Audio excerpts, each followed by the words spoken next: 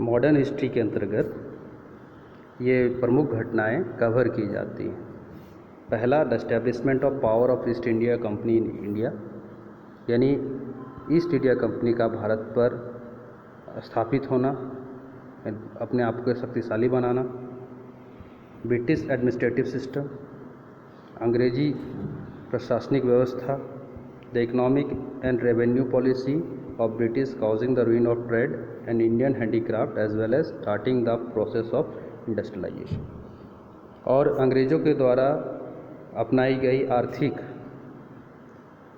और revenue policy जो थी, जिसके कारण से भारतीय व्यापार को काफ़ी नुकसान हुआ, भारतीय हस्तकला को नुकसान हुआ और भारत में औद्योगिकरण की शुरुआत हुई।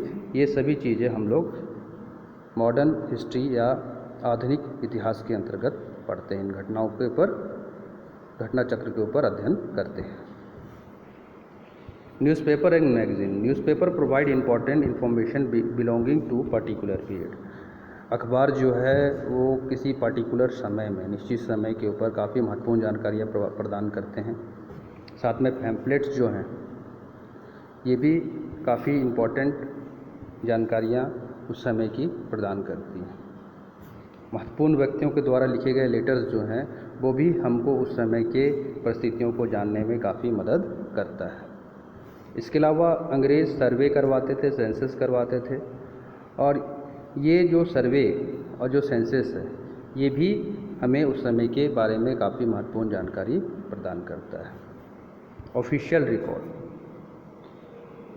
मुग़ल और ब्रिटिश दोनों ही जो हैं ऑफिशियल रिकॉर्ड्स रखा करते थे, और जिससे इतिहासकारों को काफ़ी ज़्यादा मदद मिलता है आधुनिक इतिहास का अध्ययन करने के लिए, आधुनिक काल के अध्ययन करने के लिए। इतिहास के अंतर्गत आधुनिक समय के बारे में जानकारी हासिल करने के लिए मुग़ल और ब्रिटिश दोनों ही के जो ऑफिशियल रिकॉर्ड हैं वो काफ़ी ज़्यादा महत्वपूर्ण भूमिका निभाते हैं।